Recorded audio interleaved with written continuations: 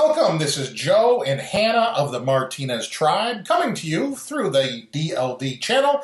And I have with me my oldest daughter, Hannah. Hello, Hannah. Hi. How are you doing today?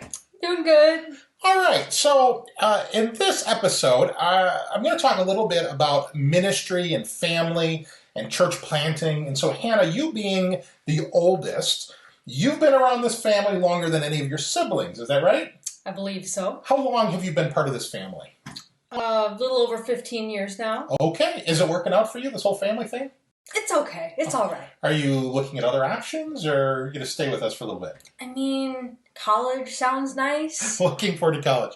All right, so what I want to ask you, Hannah, is share with us a little bit about what you remember about church planting and ministry when you were a little kid. Do you remember anything? Well, I was really little, so I don't really remember that much about it. I think, I have some vague memories from like children's ministry and some of the locations that we were at. We were at a movie theater. Do you remember the movie theater? While. Yeah, we were at a movie theater. Do you remember the really sticky floors? Yeah, those floors were really sticky all the time. And they were so filthy, we had to get like portable ground covering like mats. Do you remember the blue mats? Yeah, the blue mats. What else do you remember about church planting when you were small? Well, I remember then we were in that community center for a while. Yeah. And I remember at the community center, there was this other girl named Hannah. And that's right. Yeah, she'd watch us all the time. Was she older than you? Yeah, she was older than me by a few years. So you remember some of the kids that were in children's ministry? Do you remember some of the teachers? Yeah, I remember one teacher, we used to call him Mr. Penguin. I don't know why. Did he like that, or was that annoying? No, that he actually, I think that he started that. Oh, he started having it. us call him that. So you remember from a young age, you were being taught Bible lessons, is that right? A lot of volunteers invested in you. Do you remember setting up and tearing down, or any of the boxes, or any big equipment or anything? I remember a little bit, because we would go with Mom to worship rehearsal. Oh, that's right. Mom was on the worship team. Yeah, because she was on the worship team a lot.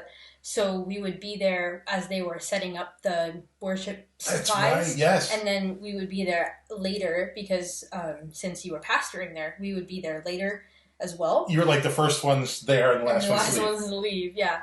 So we were there to watch you guys take everything down and put them into these crazy storage bins. So Sunday was like a full day for us, right? And then we'd come home, and I remember we would crash. We'd just all take naps. Dad would watch golf. Dad would watch golf so that I could take a nap. Yeah. Or football.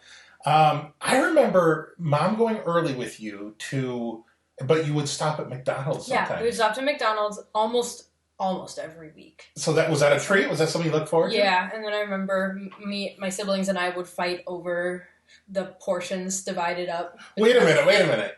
You can't fight because you're like the pastor's kid and you're supposed to be perfect, right? That is a horrible stereotype. Did you ever feel that pressure? Yes. You did? Yes. Oh, I tried to protect you from that. I'm sorry. I think I think that happens with every pastor's kid, so that's not abnormal, I don't think. Yeah. And I don't think that it was anything that you did. I think that the pressure just came from my own thoughts and my own anxieties. Yeah. No, that makes sense. It's hard being a pastor's kid.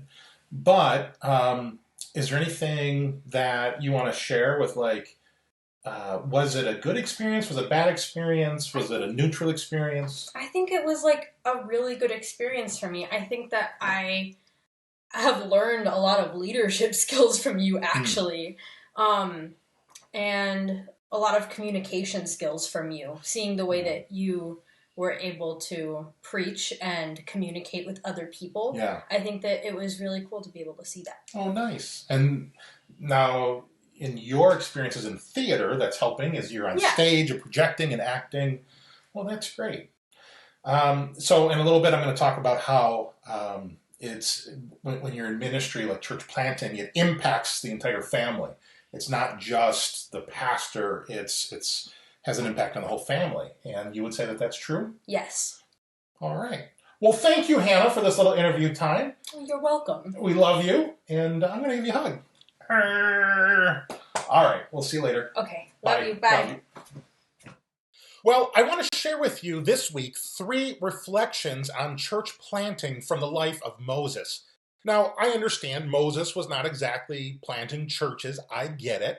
But when I read the Exodus story, I see spiritual lessons that I have had to lean into as I've planted churches in the past. And now, as Trisha and me and our family, as we are about to embark on another adventure of church planting, I want to share with you just these 3 reflections. These are kind of personal reflections, how I'm interacting with the scriptures, where I'm finding inspiration and strength from. And so Exodus chapter 4, 3 reflections on church planting. Number 1, church planting impacts your family. It's a family thing. Let me read Exodus chapter 4, verses 19 and 20. It says this, "And the Lord said to Moses in Midian, 'Go back to Egypt, for all the men who were seeking your life are dead.' So Moses took his wife and his sons and had them ride on a donkey and went back to the land of Egypt." All right, so we see Moses, he fled from Egypt. He fled from Pharaoh after murdering the Egyptian. He was hiding out in Midian with Jethro, his father-in-law. He got married, had some sons. He was doing life, living the life of a shepherd. And now he's called to go back to Pharaoh and say, "Let my people go." I talked a little bit about that last week. But here what I want to focus in on is that Moses' call was not just to Moses. It was also to his wife and his sons. His entire family was impacted by the call. And that's important for you to know. I want you, our friends, our family, I want you to understand that church planting really is not just about the one church planting pastor. It's also about his wife and his children. The whole family is impacted. I see this principle in the New Testament as well. I think of Peter. It's Matthew 8:14 in the New Testament. It says that Peter's mother-in-law got sick and Jesus healed her. A little bit later, the Apostle Paul writes in 1 Corinthians 9, verse 5, he writes that the other apostles and Peter took their wives with them on their missionary journeys. And so we see that ministry is not just about one person, it's about the entire family. Now, as I look back through the couple church plants I've been involved with, I think of the first church plant back in 2005. Trisha and I, we moved from Chicago to Phoenix, and Hannah, our oldest, was just 6 months old. And she doesn't remember much of that at all, but I do remember when we got down to Phoenix, I had this sense that our family had a big target on our back and that there were going to be difficult days ahead. There's a spiritual enemy, and the spiritual enemy of God does not want churches to start. And so I knew that we were going to be attacked as a family. And sure enough, it was really just a couple months after we were down in Phoenix.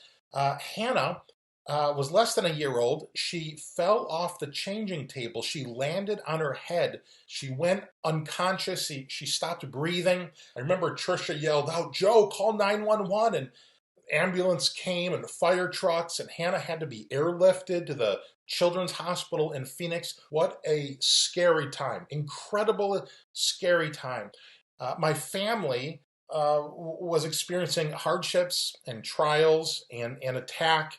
The planting churches is not just a hardship on the pastor, it's also a hardship on his family. Now, here we go, where we're talking about helping plant many churches and shepherding and teaching, recruiting and training many church planters and helping their families get ready to plant churches and have successful churches.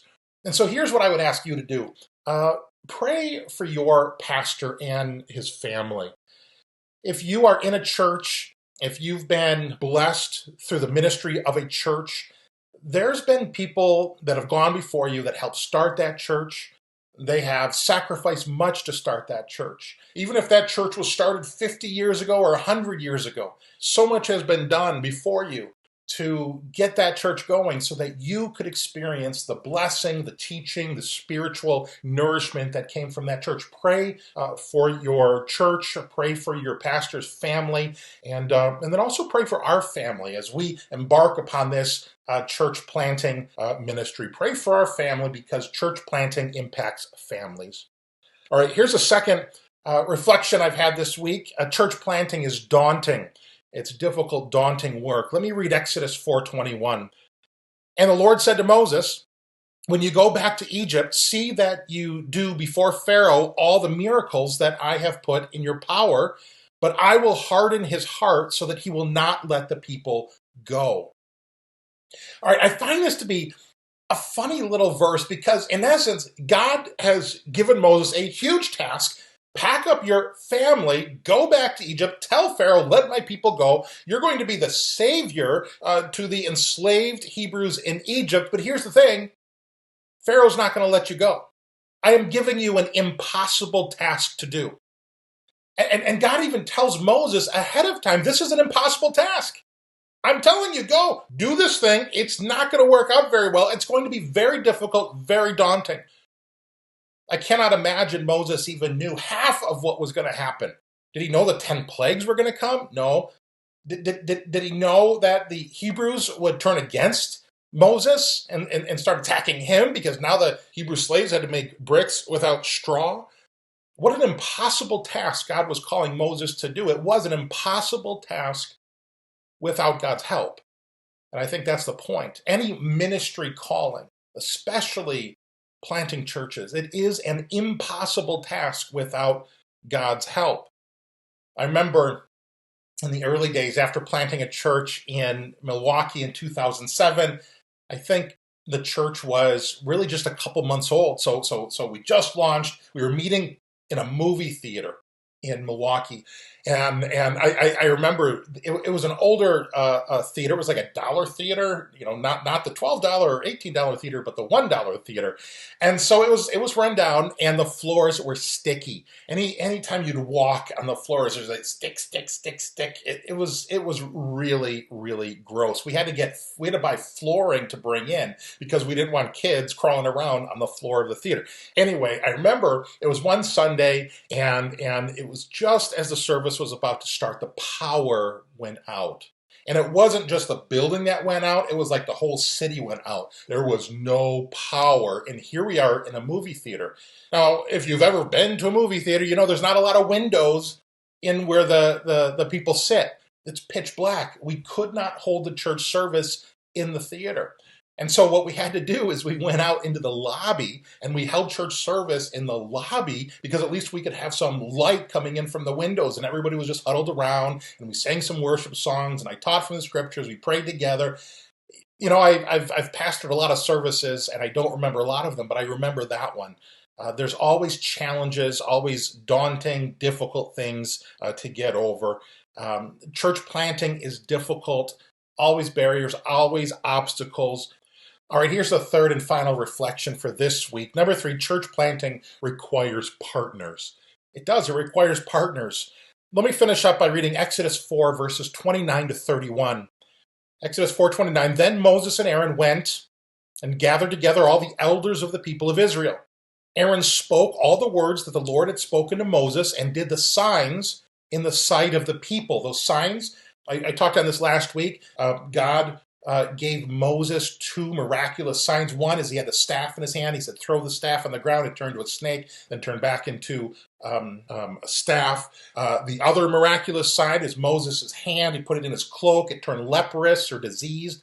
And then the hand became pure and clean again. So those were the miraculous signs that God gave Moses. And then he sent Moses to the elders of the Hebrews first to perform those same signs. And that was evidence to the Hebrew elders, hey, there is a supernatural work here. Moses is not some Looney Tune. Moses really is hearing from the Lord, so listen to him. So that's the sign that this is referring to. And so then in verse 31, the people believed, and when they heard that the Lord had visited the people of Israel and that he had seen their affliction, they bowed their heads and they worshiped. Okay, so this little intimate scene, it's Moses and Aaron with the elders of the Hebrews. This is after the burning bush. Moses has received the call. He's responded to the call in obedience, packed up his family, went back to Egypt. But this is before Moses has talked to Pharaoh and said, let my people go. The first thing Moses did before he got to work is he gathered a group of partners. He gathered the heads of the families. He gathered the elders, the leaders of the Hebrew slaves. And in a small room, or I don't know how many there was or how big the room was, but he's telling these influencers, hey, this is what we're going to do. I heard from the Lord. God told me to go to Pharaoh and say, let my people go. And they worship together. See, Moses was forming a team of partners. Moses needed help. He needed support. He didn't just go off on his own like a maverick and just do this on his own. No, God provided partners. I remember the church plants that we've been a part of. Again, the Phoenix church plant, the Milwaukee church plant. Every church plant needs partners, needs a group of people to support that church plant and the pastor and his family in prayer and financial support. And really, that's what I'm trying to communicate to you is I want to ask you, would you support our family? Would you consider supporting Trisha and Hannah and Sarah and Gideon and Isabel and me? Would you consider supporting us with your prayers and supporting us financially so that we can embark on this ministry adventure of planting churches with PCM? And so these are some of the thoughts that I had this week, just 3 reflections. Church planting impacts the family. Church planting is daunting. Church planting requires partners, and we're asking you to consider helping us and becoming partners with us. Well, this week, I want to share a little bit more about PCM, Planting Churches Ministries, and their partnership with the Evangelical Free Church of America. If you saw last week's video, you recognize Bruce here. I did an interview with him last week through Zoom. Planting Churches Ministries is its own entity, its own board of directors, and that's separate from the Evangelical Free Church of America. But there's a relationship between the two. It's almost like PCM is the church planting arm of the Southeastern District of the Evangelical Free Church of America. And so the EFCA was founded in 1950 from the Swedish Evangelical Free Church and the Norwegian Danish Evangelical Free Church, and the headquarters are in Minneapolis. This is the seminary that I attended, and both Trisha and myself met in the undergraduate Bible program there. Trisha grew up in the Free Church in Nebraska. Now, there's about 1,300 free churches nationally. It's not the biggest denomination, but 1,300 churches in the U.S. is fairly significant. But notice the free church, a lot of it is concentrated in the upper Midwest. It makes sense coming from the Swedish, Norwegian roots up in Minneapolis. It makes sense. A lot of European settlers settled there, and that's where the Free Church started in the 1950s, so it makes sense there's a larger concentration up there in the upper Midwest. And then you have a pocket here in Florida, but notice these southern states, there's not a lot of free churches there, and that is the area that we're targeting. There are some free churches there, but our mission is to really partner with the free church to help start other churches. Now, we will work with other denominations and other groups. You can see those states again: Alabama, Florida, Georgia, Kentucky, Louisiana, Mississippi, North Carolina, South Carolina, Tennessee, and then Haiti and Puerto Rico. And right now in the Southeast District there are just over 100 churches, but it's such a large area with all those states, there's a lot of opportunity for more churches, and that's what PCM is helping the Free Church do. And so all those little dots represent either church plants or church planting projects, meaning they're underway. They're not quite a church plant yet, but they're getting close. And then there's prospects, and so those are potential church plants that they're in the pipeline, and you can see there's just so many all over here, Florida and Georgia and Tennessee and the Carolinas, and there's just it's a large area. There's a lot going on with church planting, and Bruce and Jackie cannot do it alone, and that's why we are partnering with them to help PCM, come alongside the Free Church and other denominations and other groups and help to plant churches in that area. If you are able to partner with us and support us financially as we partner with PCM, please go to plantingchurches.com. You can click on the Give button and it will take you to a giving portal. As you scroll down the giving portal, you can put your gift in there. You can click if that's a one-time gift or maybe a monthly gift. Again, sometimes people think, I can only give $10 a month. I can only give $20 a month. It's not worth it. Listen, that is what we are looking for. If you can support us with small monthly but repeated gifts, that is really, really helpful. And so click your monthly gift there and then go down to my name here. You can click my name, Joe Martinez, apply my gift to, and then you can fill out your credit card information there. Please know that plantingchurches.com is a 501c3 organization. All gifts are tax deductible. Thank you for considering partnering with us, and thank you for your financial support. Well, thank you for spending a little bit of time learning about our family and this new adventure that we are on with planting churches. I hope you will stand firm in your faith this week. We will meet again next week, Monday night, 7 o'clock Central. I'm really hoping to conduct another interview this week, and we'll hopefully have a special guest for you next week. Until then, stand firm. Bye-bye.